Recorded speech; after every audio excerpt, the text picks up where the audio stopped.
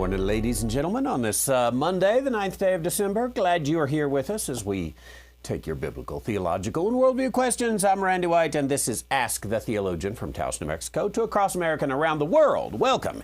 You have a question. We have answers, and we would love to take it. If you're watching live, you can put the word question in any of the chat boxes you are watching on. If you're not watching live, or you want to send it in anonymously, you can go to askthetheologian.com. Very glad you're here from Taos and Bournemouth, England, and Ohio, and Tennessee, and Kentucky, and Missouri, and Alabama, and London, and Green Bay, and just all over. Oh, we got Arizona. Yeah, good to see the land of the cactus, rattlesnakes, and Gila monsters. I think there are very few animals that are called monster in their name. Why don't you research that? You got Gila monsters. Is there any other kind of monster? You know, like, I don't know, gorilla monster, or you check that. I got snurdly working on it, ladies and gentlemen. To see, I was just curious there because you mentioned Gila monsters. But anyway, what a blessing to have you. Look forward to seeing you all week long. Got a full week of broadcast, and we'll go this Thursday night and go back to what I was supposed to do this last Thursday night. I caught, some sort of little bug or something, and it just made my throat where I could not really talk and concentrate at the same time. So I got it started, and then I bailed and ran. We'll do that same topic this Thursday night. Wednesday night, we got the Gospel of Mark and 5 days of Ask the Theologian. So we'll have a lot of fun with all that this week. And we started the Faces of Christmas this week. We'll do that again. We started it yesterday. We'll do it again this week. A little kind of different preaching, but hopefully you learned some things in it and got that. We've been going through this Is It So series, reconsidering the ministry of the Holy Spirit. I think we're going to find that if you take a right dividing approach and you're strict with it, which I don't know why you would want to say, I'm precise in right division, I'm just sloppy in my precision. Of course you'd be strict in it. Then many of the promises or doctrines about the work of the Spirit, all of a sudden, those kind of go away a little bit. Becomes a different role of the Holy Spirit. And Linda, we're working on that. Linda says, either my eyes or the screen is getting blurry. And we really are not sure, Linda. It actually could be both of those. But we are having a blurry problem. Nathan is working on it. Luke and I were working on it. So all of us seem to be. I think the technology is perfect. It's just that all of us are getting a little older, and therefore it might look a little blurry. Hopefully that'll get fixed. I'm not sure exactly what's going on there. We couldn't quite get a pure focus. Our apologies there. Did we find any other monsters? We have a monster tarantula hawk, which is neither a monster, nor a tarantula, nor a hawk. Is that right? It's a wasp that preys on tarantulas. And then we have a monster, what was the other one?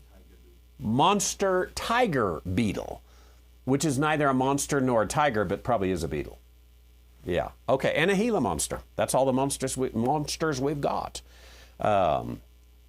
with that. Jay's trying to claim he has perfect vision with his glasses.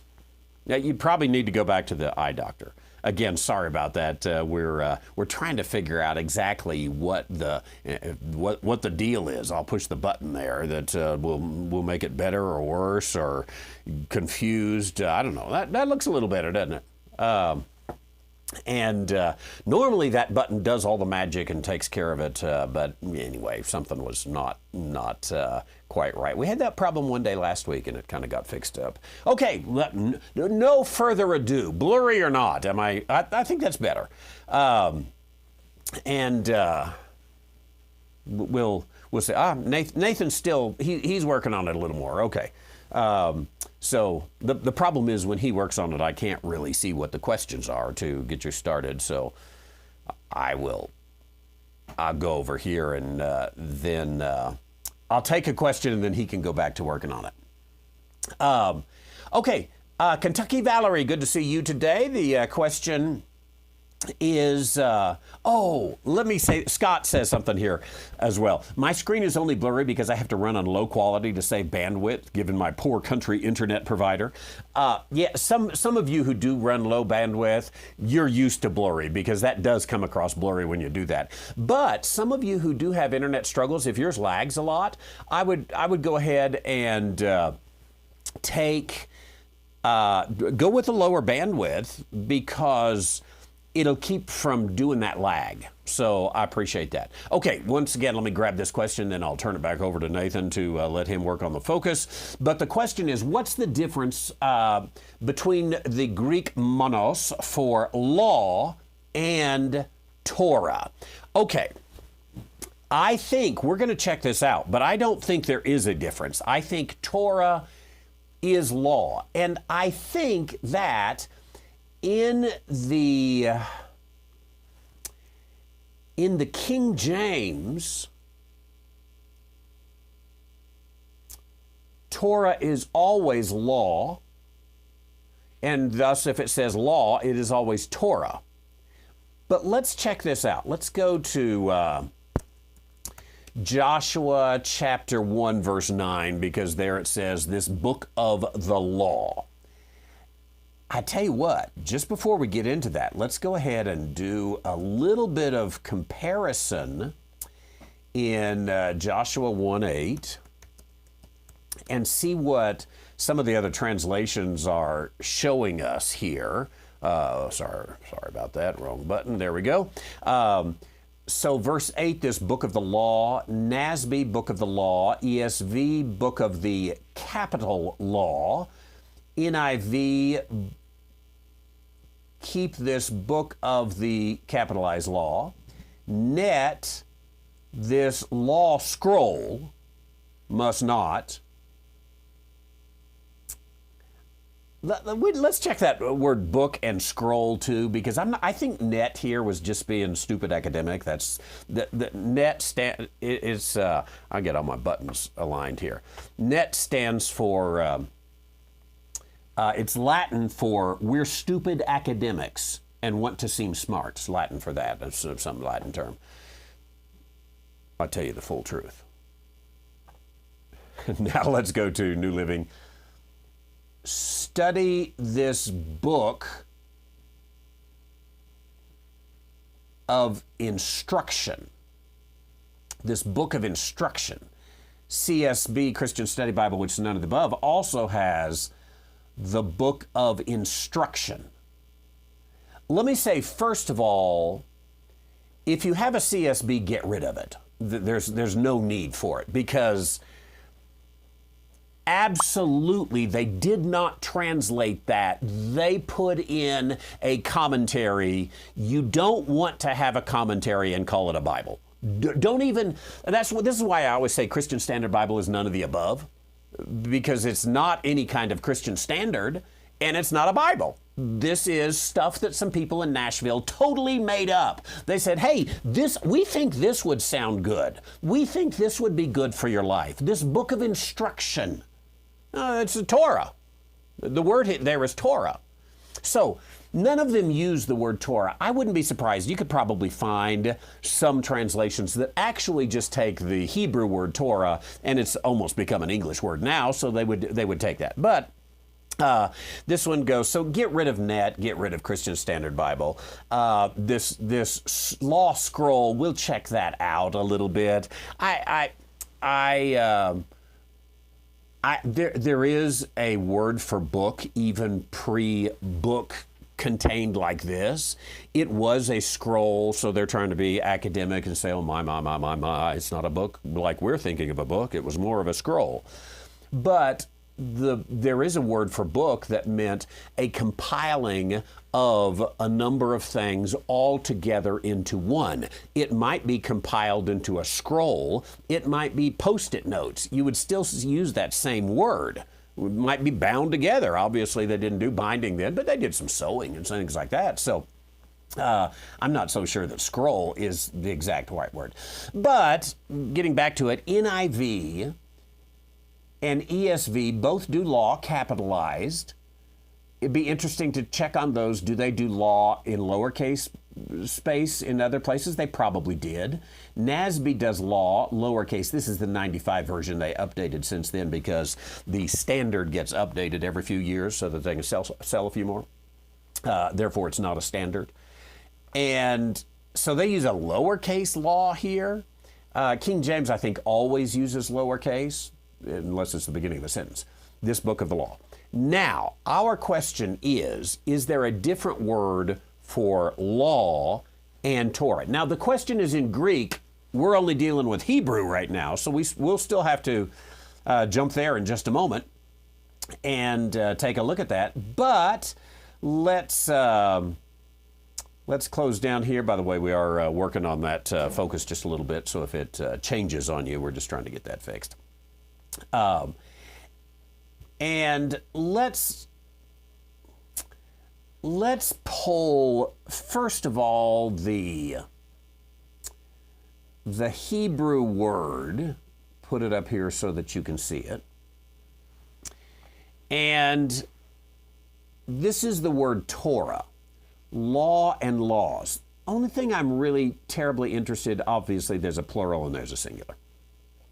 And sometimes it's going to be Torah, sometimes it's going to be completely different on that.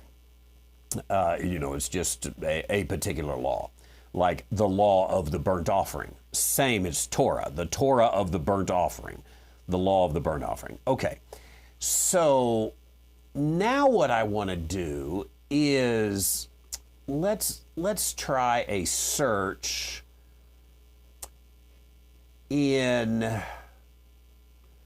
for a moment, let's go Old Testament passages only.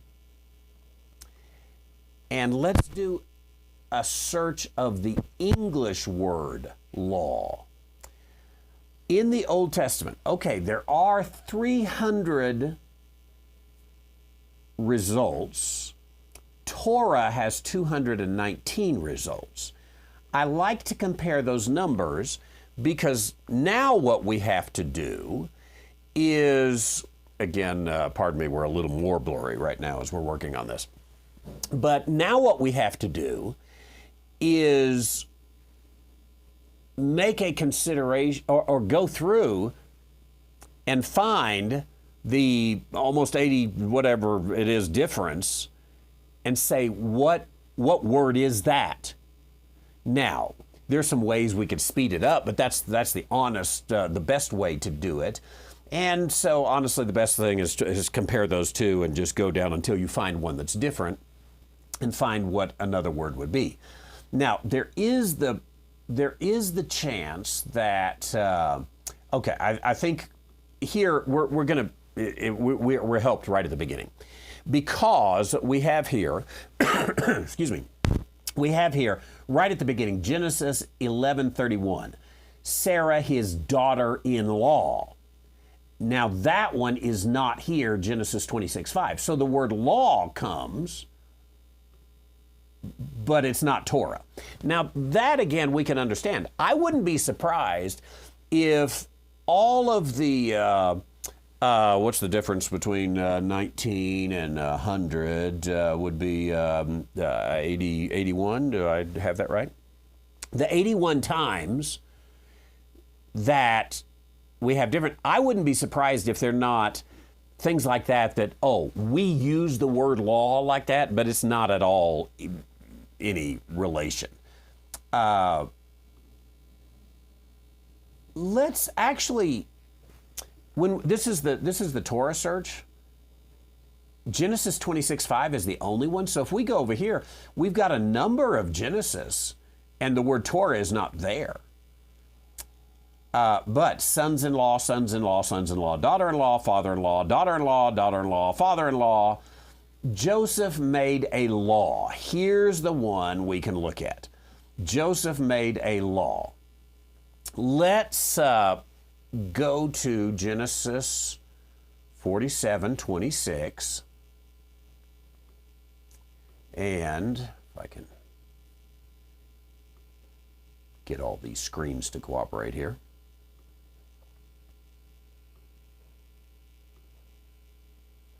Maybe.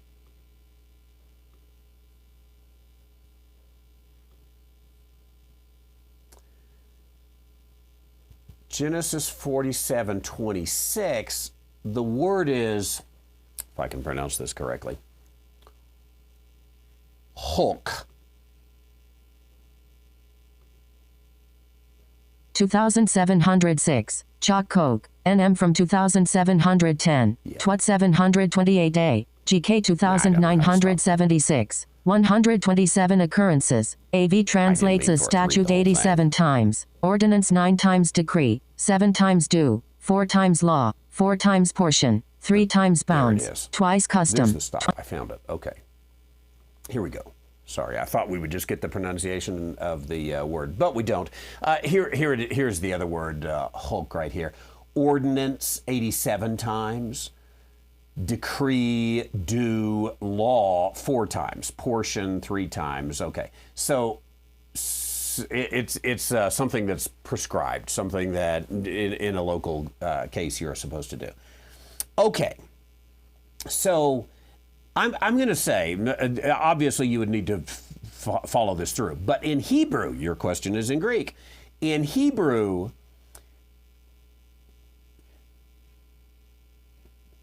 seldom are you going to find a word and you are going to look at that and say, that's definitely not the law. It's a local decree for something. You know, in a broad sense, we could call that a law and we might use the word in English, but there it is. Now, can we get there in Greek? Is there a difference in Greek? Okay, let's do a search here one more time. And this time, let's just search in the New Testament. And let's start out, there's no use of Torah. So let's start out with a search for law. In the New Testament, we have it 223 times. Now, he says, think not that I am come to destroy the law or the prophets. Matthew chapter 5, verse 17. So the way I do this then is say, okay, let me look at that one and go to Matthew 5, 17.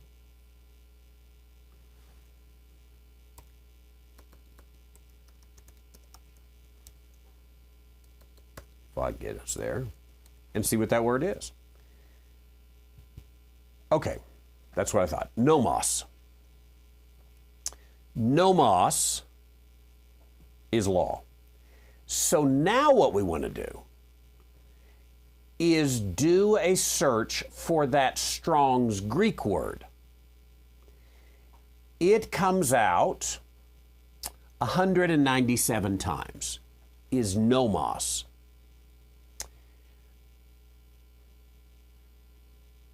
But yeah, no, let me make sure here. Law is 223 times versus 197 times. So there is a difference. Okay, somewhere we've got to separate this out. One of the things we can sometimes do to check this out is No, it's not here. Sometimes at the end of a Strong's Enhanced Lexicon, it will have a comparison. Look here for synonyms.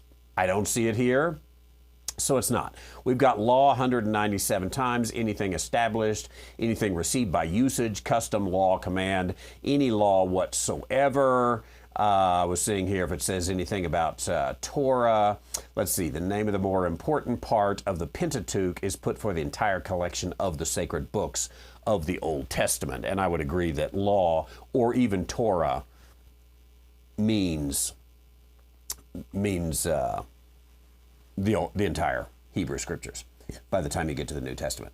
So, to find out the answer, we've got to find out the difference between those roughly 25 times. We need to find some of those usages and say, is this different? But here's what I think you're going to find. That there's going to be about 25 usages in the New Testament that are things, again, it's going to be like daughter-in-law, son-in-law, his mother-in-law, some words that are unrelated. By the time you take those out, and then there might be another, word that is kind of law, but it's more like a decree went forth from Caesar Augustus, that we would look and say, okay, that's very separate. But in the end, I think that nomos for the law is the word that is used of Torah, and I would guess also used for other laws. Let's look at some of this. This is nomos here. Destroy the law, pass the law, the law. This is the Torah, the greatest commandment in the law. As is written in the law of the Lord. Again, that's one of the ways it's used in a very general way. And you've got the law of Moses, the law given by Moses. Knoweth not but this people who knoweth not the law are cursed. Doth our law judge any man? I would want to check our, but I assume he's talking about Torah here. It's written in your law, it's written in your law, you've heard out of the law. So all of this nomos is going to be Torah, who received the law by the disposition of angels. Again, that's the Torah, the reading of the law, justified by the law of Moses, keep the law, contrary to the law, all this, zealous for the law, all of this is Torah. Law of the prophets, law of the Jews, law of Moses, sinned in the law, judged by the law, hearers of the law. Do we see any of them that are not the Torah? Rest in the law, instructed of the law. Obviously, it goes on. We've got so many here that it may be difficult to go through in a setting like this. But maybe Romans 14:15. The law worketh wrath. Where there is no law, there is no transgression. Maybe you could argue that is general. If you don't have a speed limit, then you're never stopped for speeding. Could be taken literally, generically, but it could also be taken as Torah. I'm going to guess all these Roman laws, probably we're going to have to say that is Torah. Lots of them in the book of Romans. The wife is bound by the law. Could you argue that that's general law? I think you could probably find that in the Torah. Written in the law, under the law. 1 Corinthians is going to be kind of a law book. You get into Galatians. This is a law book as well, Torah book in Galatians, a lot of the use in Galatians, Ephesians 2, having abolished even the law of commandments, as touching the law of Pharisee. I think I was trying to find an example in which it might be different. Hebrews, James, these are going to be law books. So I wouldn't be surprised if, when all is said and done, 197 uses of nomos always meant Torah. And that though technically in the Greek language, nomos doesn't have to mean Torah, it's always used in that way of Torah. So then I would want to find the approximately 25 other usages of the English word law and say, what word is that? And show that that's not Torah. I hope that's helpful. It's a little bit of a walkthrough on how to do a word study there in a general sense. I appreciate that. Kentucky Valerie, God bless you. Let's go to our friend Brock, 26 years old in Kent, Michigan. Glad you're here. Genesis. Let me get to Biblify. We're more in focus. How about that? Your eyes are now working. We got it fixed. Thanks, Nathan and Luca, for that work. Here we go. Genesis 4:18 through 24.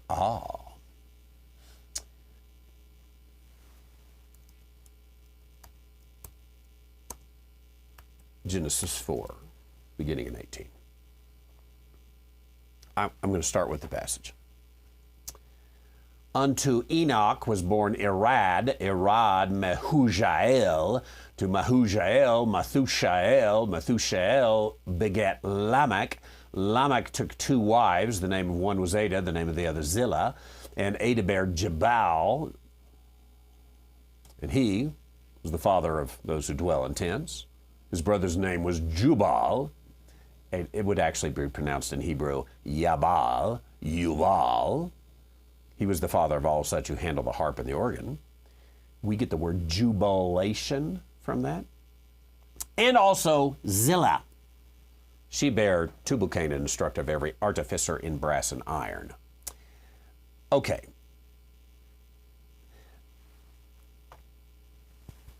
Brock says Genesis 4:18 through 24 seems like this is a different Lamech than Genesis 5:25, which says, Methuselah lived 107 years and begot Lamech, right there. And here we have Methushael begat Lamech. Now, notice how similar we are. Methuselah begat Lamech. Methusael begat Lamech. Wow. But Brock says, seems like this is a different Lamech. Let's go on and see. Methusael lived, after he begat Lamech, 782 years, begat sons and daughters. Methuselah, 969 years. Very famously, he died. Lamech lived 182 years and begot a son and called his name Noah. Lamech had a son named Noah. Lamech took two wives, Ada and Zillah, and bare Yabal, Yuval, and Zillah. She bare Tubal-Cain. I want you to follow this through here. She bare Tubal-Cain. Now, this would be Lamech in chapter 4's son is Tubal-Cain. That's correct, right? Yes, the second wife was Zillah. Zillah brought forth Tubal-Cain. Now remember that Noah, Methuselah, Lamech, Noah had a son Ham who had a son Cain. Tubal-Cain is one generation up. Cain is here. Methushael, Methuselah. Why would anyone get confused with this? Now,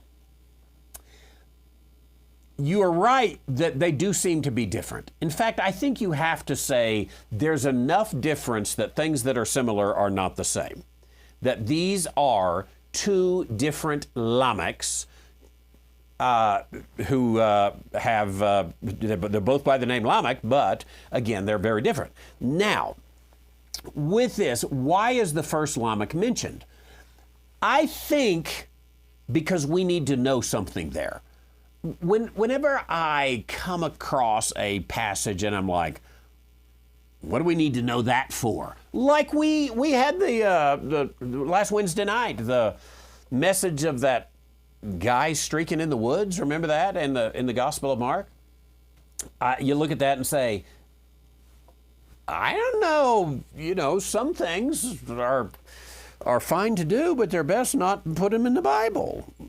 But there's got to be some reason that we needed that in the Bible. So, what do we need to know this other Lamech for? He's not in the line of the Messiah. We could leave him out. I think there's something there. So let's go back to the first Lamech. Let's call him the bad one, the bad Lamech. Zillah, his wife, she bare unto Lamech Tubal-Cain, an instructor of every artificer of brass and iron. The sister of Tubal-Cain was Naamah. Now, this is, if I'm not mistaken, this is the first time that a daughter is named. Not the first time you have daughters. There's, Adam begat other sons and daughters. But it's always just daughters general. We don't know who they are. Here we have a daughter who is named. Lamech said unto his wives, Ada and Zillah, hear my voice, ye wives of Lamech. We're going back to Lamech. We know his children now. I have slain a man for my wounding, and a young man to my hurt. If Cain avenged sevenfold, truly Lamech 70 and sevenfold, and Adam knew his wife and bare a son, Seth. Well, what's going on here? You know, we just sort of have this weird little riddle about Lamech 70 and sevenfold, and you've got the odd mention of a daughter. When you study the Bible, if you find something weird, there's something to it. Now, you can work hard to figure it out. And really what you have to do is say, okay, where could this fit in? What's the connection? Let me tell you, if you're in the Old Testament, one of the things that, I say this with a little bit of fear and trepidation, because you could get some bad info out there. But I would suggest when you have something weird in the Old Testament, go to the Jewish rabbinical sources and say, what was their view on this? This is the shortcut. But Jewish rabbis have looked over these things for thousands and thousands of years. And it's sort of, the bad ideas have sort of been filtered out and they sort of settled on one. It's not necessarily completely accurate, but it'll tell us, hey, what's up? Why do we have this Lamech mentioned and his sons and this one particular daughter, Naamah? What's up with that? Now, one of the best ways to do that, I think, is to go to Chabad. We haven't been there for a while, but Chabad.org, I'll just start from the beginning. If you go to Chabad.org, Chabad is what it looks like, Chabad.org. And then you could do a couple of things. One, you could just go right here in the search and type Lamech. And did I spell it right? I'm not sure. How to spell Lamech. Let's try that. Lamech. You could do a search, and here you come, the legacy of Cain. Bereshit, a lot of these words you're not going to understand. That is just a particular reading for a day. 14 facts about Noah every Jew should know. So you see, okay, we're picking on some things that maybe come here. Adam's children. Why no blessing for music? We think of Jubal. There's going to be some interesting stuff here. Now, you can do that. Another thing you could do is under learning and values, go to text and writings and then Tanakh, the Hebrew Bible. Click on that, and then in the Torah, the book of Genesis, go to chapter 4, and when you get there, it's got their version of the English and the Hebrew Masoretic text that they use. You know, something I never had noticed there, if I had, I had forgotten it. I noticed, well, I may be wrong here. Let's see if, I'm going to jump to chapter 5 just to check something. Nah, okay, I take that back. That's just the way they've got there. I was thinking it was an acrostic because you've got the alphabet right over here, but that's just their numbering system. Okay, so one of the things we want to do now is show Rashi's commentary. Just click show. Rashi was a Middle Ages Jewish sage. He compiled a lot of stuff. It'll give you a head start on what the Jewish view is. Okay, so we go down to verse 18. Actually, probably want to go a few verses. Here is his sister Naamah. Now, Rashi mentions Tubal-Cain, who sharpened, and Naamah. She was Noah's wife. What? What you would say is, I didn't know she was Noah's wife. Rashi never gives you enough to go on. It's just always a statement like that. She was Noah's wife. But Brock's 26 years old and smart. So you can begin to do some research there and say, hey, could this be Noah's wife? Now, actually, I have a different theory. I think that she is not Noah's wife, she is Ham's wife. Still in the family, but Ham's wife. I write about this more in our book, Tracing Cain. Tracing Cain. And, you know, honestly, I don't know if that book's on the website, but I'll get it on the website, or send me an email, randy@randywhiteministries.org. I'll send you a link. It's $9.95, and I'll even make a link so you don't have to pay any postage for it. You know, a $10 bill will get you Tracing Cain. I've got a chapter in there on that where I argue that Naamah is Ham's wife. So, two different names come together to explain then a problem we've got later. What's up with Cain?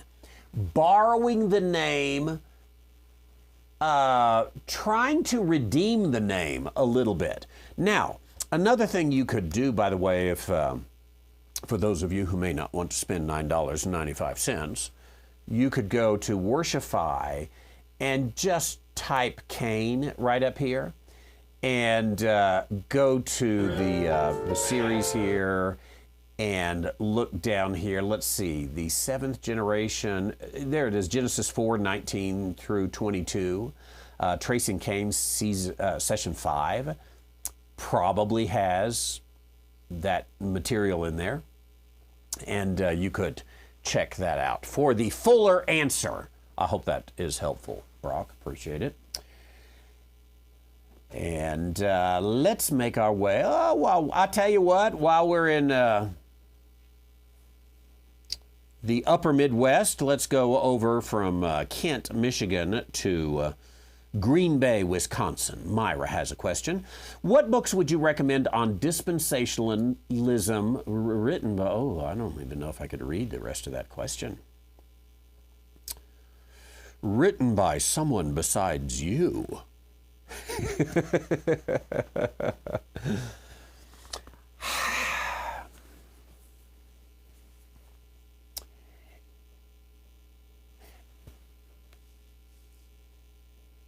As an intro, this is not one of my favorite books because of one segment in it. But as an intro, there is a book on dispensationalpublishing.com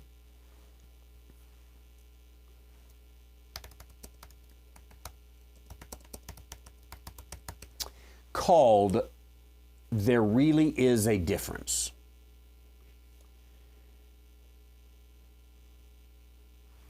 This particular book, $10.95, compares covenant and dispensational theology. It does help. And look, you can even add a mug for $7.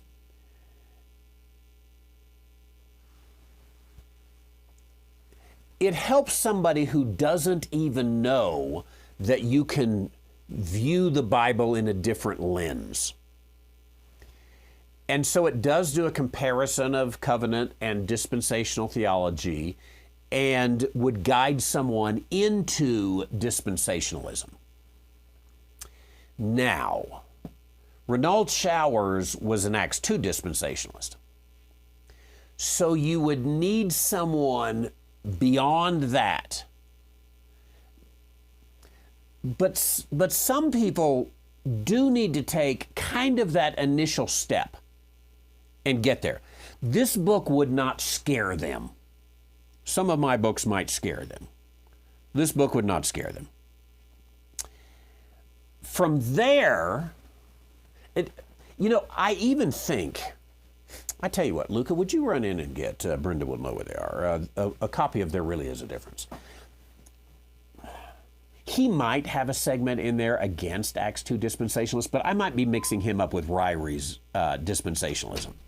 Ryrie has a book on dispensationalism, which is, it's got a lot of good stuff in there, but I'm sure he does have this argument against mid-Acts dispensationalism. Plus, his book is, it's a little more on the top shelf, kind of academic, whereas Renald Showers' book really is conversational, easy to read, does lay down some principles.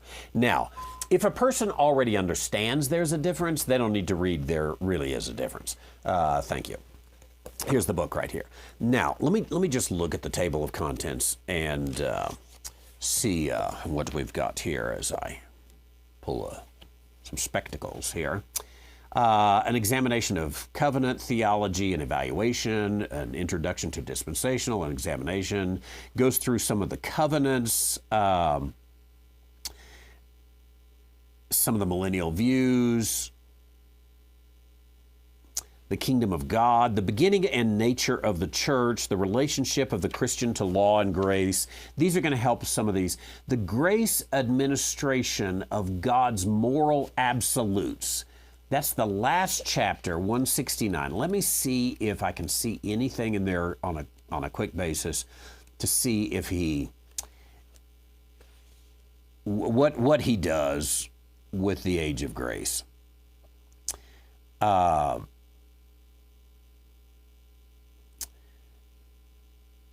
John was teaching, he quotes John 1:17, John was teaching that during his first coming, Jesus brought into being a new form of divine grace which had not existed in Old Testament times. That's what I thought. So he doesn't divide in the right place.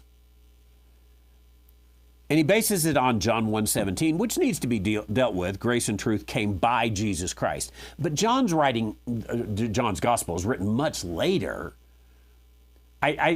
I would look at that John 1:17, and I would not say, as Shower says here, John was teaching that during his first coming, Jesus brought in a new form of divine grace which had not existed.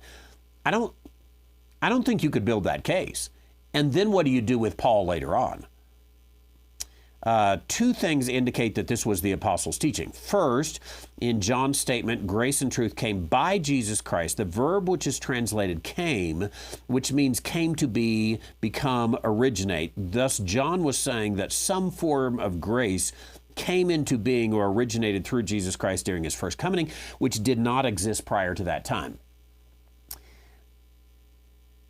I think you could argue linguistically, we would want to dig into it, but I think you could argue linguistically that it does not mean started. Based in, yes, but started, I don't think you.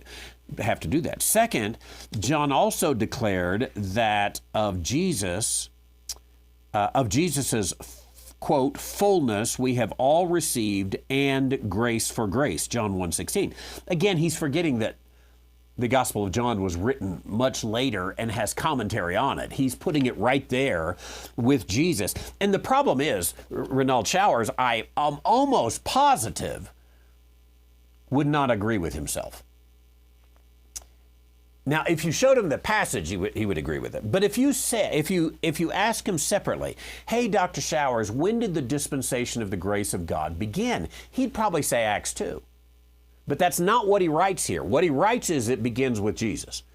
Does he have it at his baptism? Does he have it at his birth? Does he have it at his death, burial, and resurrection? Where did it begin with Jesus? You cannot say, Dr. Showers, that it began in Acts 2 and it began in the ministry of Jesus. That's impossible. And you would know that. So I think Dr. Showers would disagree with himself. I think he'd have to go back and say, let me tweak this a little bit. You're right. That language could say that it is rooted in the ministry of Jesus, which we see in 1 Corinthians chapter 15, verses 1 through 12. Verses 1 through 4, I was thinking the gospel that I preach, Paul says, is based upon the work of the Lord. Let's see. A second observation.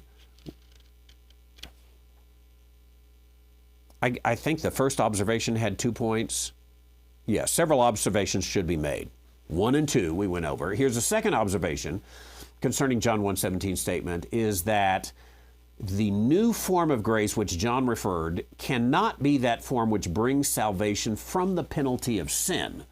At least 2 things indicate this. First, as noted in the first observation, a new form of grace which came into being during Jesus' first coming did not exist in the Old Testament times. He goes on to that. Second, John's statement seems to imply that the new form of grace which originated through Jesus was intended to serve as the contrasting replacement of the law which God gave through Moses. In other words, the new form of grace was to have the same basic function as the law, but it was to fulfill that function in a significantly different way. I'm not exactly sure what he's saying, but I think he would disagree with himself. Because I think if I said, hey, Dr. Showers, does the age of grace do the same thing, accomplish the same thing as the age of the law, but it does it in a different way? Very generally, he might say yes. Say, okay, so the age of grace gives salvation by grace through faith, whereas the age of law gave salvation through the law. No. Don't go there. That's mid-Acts. That's hyper-dispensational. But that's kind of what he said here. He just said it in a way that he disagreed with it. Well, he goes on through that last chapter. I think what I would do, I see a heading, the manner applied to church saints. Here's what I would do. Order this book, get you an X-Acto knife, and cut chapter 17 out. There's going to be a few other things that say, when you give it, say, I don't totally agree with this book. As a matter of fact, I cut chapter 17 out because I think it needed some editorial help. But this will give you a basis. As a matter of fact, probably the first 37 pages would be helpful. So fortunately, the book's only $10.95. You could cut out the entire rest of it, leave the first 37 pages, or you could give it to them and say, the first 37 pages, that'll be a start to you.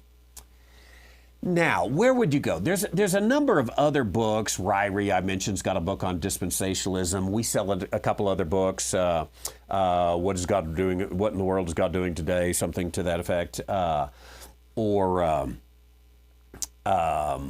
What is dispensationalism? We have a book called What is Dispensationalism that's a number of authors. I've got one little article in there about when the church began.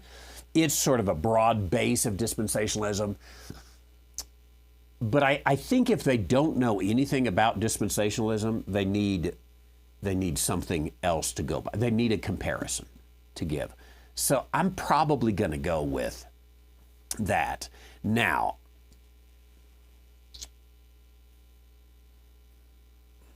I don't like everything in that book, but it does show God's ultimate purpose for history, God's program for national Israel, the significance of several key biblical covenants, the nature and beginning of the church. We're going to disagree on that a little bit.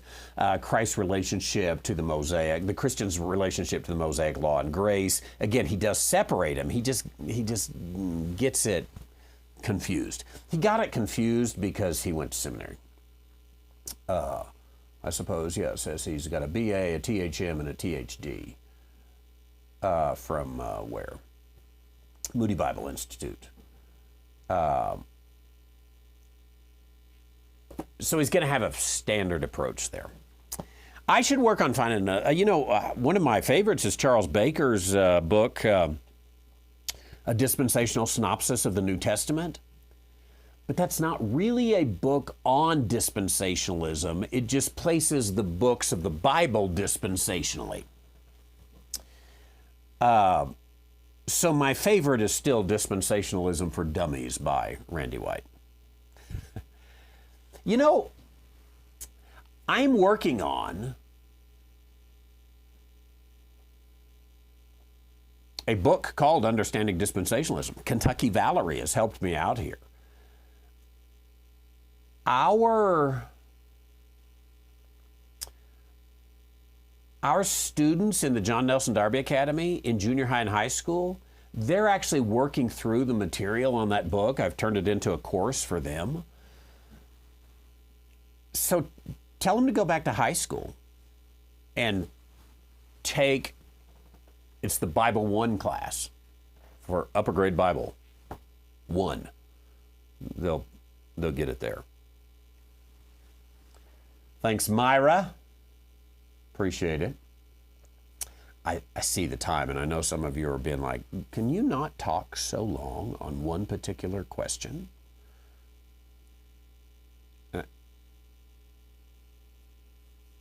And the answer's, I'm not very good at that. But I do want to I see Deb has a related question, then I want to go to Bobby up in Canada before we close today. Deb, this is the related question going back to Brock's question on Lamech and especially Naamah, the daughter of Lamech, the daughter of the bad Lamech, maybe Noah's wife. I said Ham's wife. Deb says, wasn't there incest with Noah's wife, Naamah, and Ham, their son? That is a legit interpretation.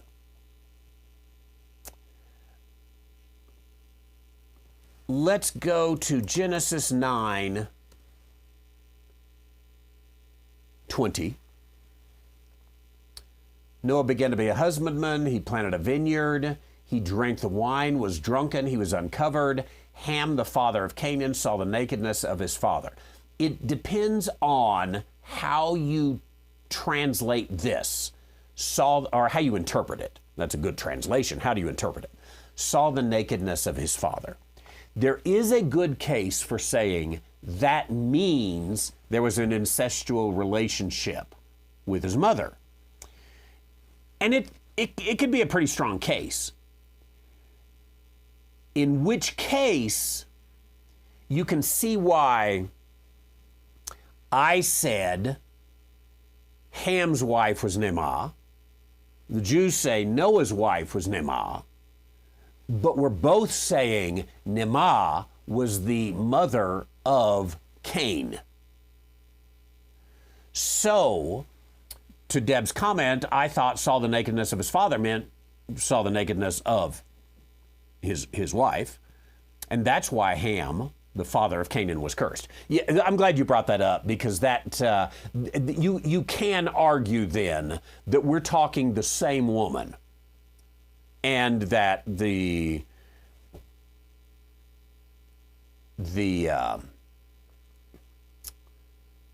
mother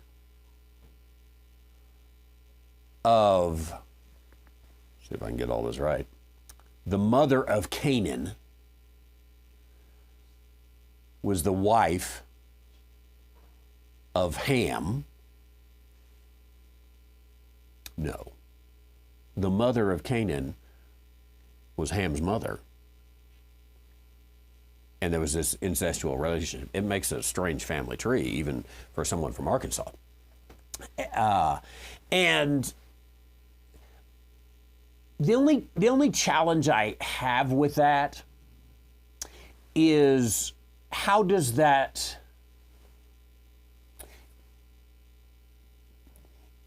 bring about Nephilim afterwards? I think that Nehemiah was the one that had the Nephilim DNA. But if Nehemiah is the wife of Noah, then Shem, Ham, and Japheth are all infected. And then the flood didn't serve its purpose to cleanse out the Nephilim.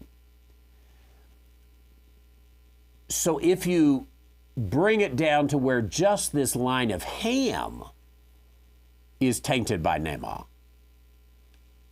that solves that problem. But you can see, this is one of those things where all the smoke seems to be coming from her.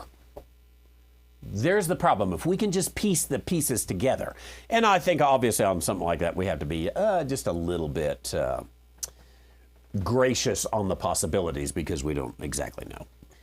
Bobby over on the west coast of Canada, good morning. Is the word saint or saints, or called to be saints, referring to Jewish believers only and not Gentile believers? Should we use the word for ourselves in the body of Christ? I know that word is an identity term, also, which just means godly ones. Have a good week, brother. I appreciate that. I'm fine with the word brother. You're right that the word saints is an identity term. The question is, whose identity is it used for? If you go, again, to Worshify, just for those who may not know this, and type, I think just type saints, I've got this two-part. In fact, if you just type the word saints, you see three things that are all, this one may be Mark Bayes. Mark defines some words in Scripture. He spends a session to investigate the meaning of the word saints in the Bible. And then I've got session 1 and session 2 on who are the saints, and I go into that a little bit more. And then also if you type prove, the word prove, in the Prove It series, if you just go to any of them and then look down, and I believe that one of these, do we have it in the name? I need to change these names here.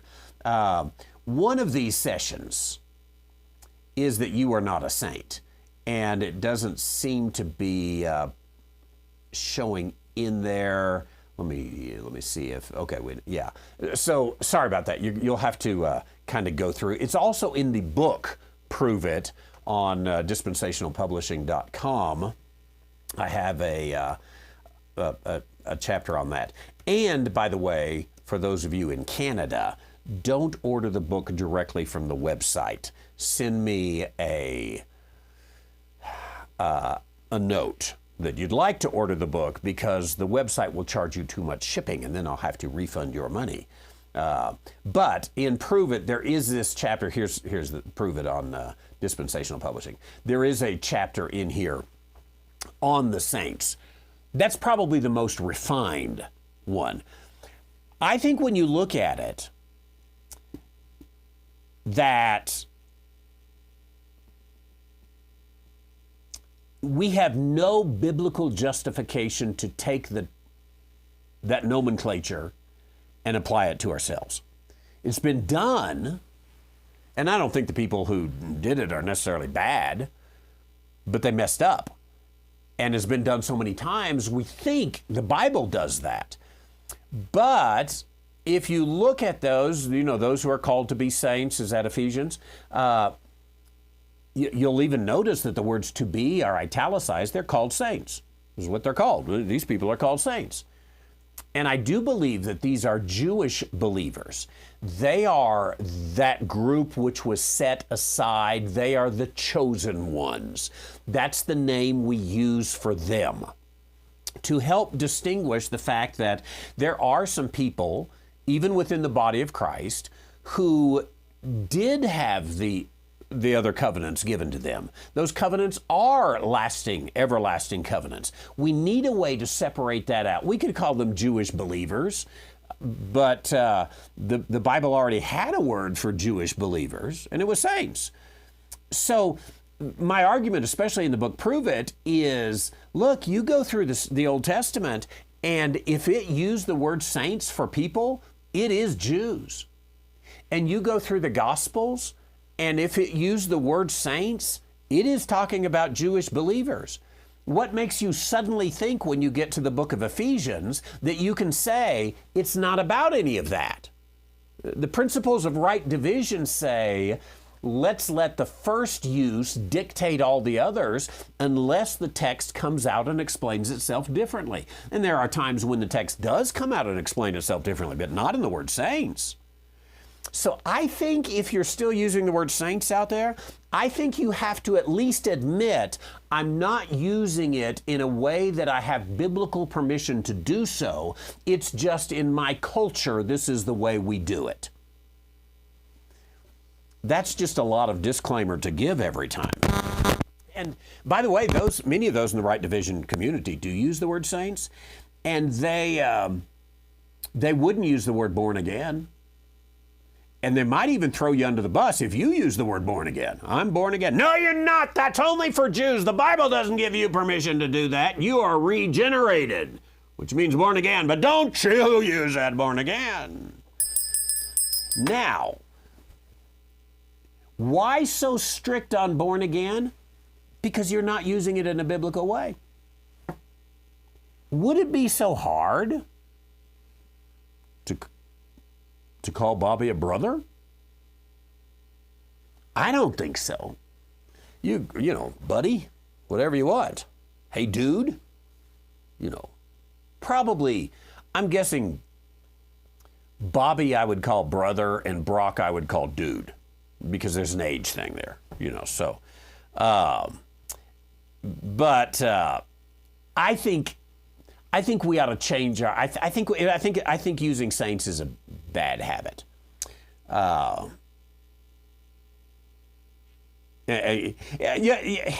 You might be right there, Cliff. If we used all this rigidity today, we wouldn't even be able to call each other beloved. We do have to be careful, and within a setting. Yeah, okay, Timothy. Very good point, Timothy. Wouldn't that also apply to the name Christian? And it does. Somewhere in my studies, I have talked about that before. But because Christian really does belong to the sect of the Nazarenes, the early Jewish believers. We in a society have broadened that. And should we? Should we build an argument that we are I can't remember where this was, and we talked about, should we be Paulinians? What name should we call for ourselves? I kind of like the word believers personally, but it becomes rather difficult. I think the reason maybe we're a little looser on the term Christian is because it only comes up twice in the scripture, whereas saints comes up a whole bunch more times. And so there's far more possibility that you're going to trip over something or miss something by misusing saints than you are by misusing Christian. So, but within a setting, I have a friend who always calls me rabbi. Hey, Rabbi.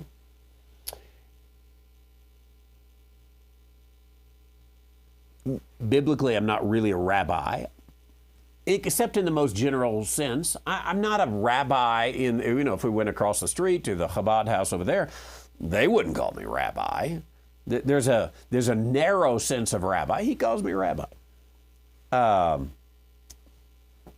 don't usually stop him and say, wait a minute, I'm not a rabbi. I don't have a rabbinical cloth. Whatever it takes to be officially a rabbi, I'm not a rabbi. So I let it slide.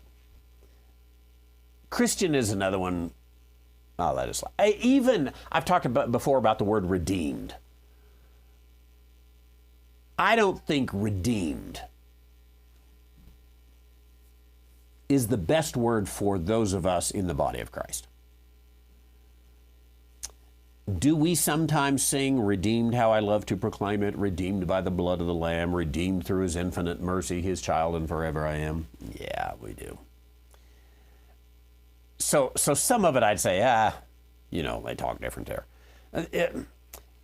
There's a little bit. You take Bobby in Canada on the West Coast, you take Myra in Wisconsin, you take Randy in New Mexico, you take Linda in Lexington. There are even some things that we're going to use a different word here from there. Is it a Coke? Is it a pop? Is it a soda? Which one is it? And we're forgiving when we over here we make fun of people. Like here we're mostly Coke. You want a Coke? Yeah, what kind? Dr. Pepper. Okay. You go other places, like probably Wisconsin, I don't know. What do y'all do in Missouri? Soda. Yeah, okay. So if I go to Missouri and say I want to, do you want Coke? No, I only like Dr. Pepper. Why would you make, of course. Dr. Pepper kind of Coke. There you go. I just know that there's no place that calls it, in general, Pepsi. I call Pepsi Pine Sol. Anyway, enough of that. Thanks. I'm over time. Appreciate it. Brother Bobby, thank you. God bless you. I'm just going to jump on this one more time. Different local assemblies do have a little bit different terminology. Some are really big into brothers and sisters, the brethren. I talked to Luca not too long ago about how, when I was growing up, we had the brotherhood. We're going to have a brotherhood meeting today. The brotherhood are having their breakfast. The brotherhood. And still today, there's some places with the brotherhood. There's some people with the, brothers and sisters. And then other places you would never hear brother or sister, unless you're mad at them or something. Oh, brother. I guess what I'm saying is we use those kind of in a personal way. And we probably ought to recognize that people outside don't use them quite the same way as we do. And if the Bible is our dictionary, we should try to be careful. But there are some things that, I don't like calling the Old Testament the Old Testament. But I do it a lot of times because I just can't every time give the reason why. Okay, well out of time. Gotta stop here. Thanks for being with us today. Look forward to being back tomorrow and all week. Glad we finally got it in focus and all well and good. It's been good to have you today, and we look forward again to having you tomorrow. AskTheTheologian.com. We'll see you soon.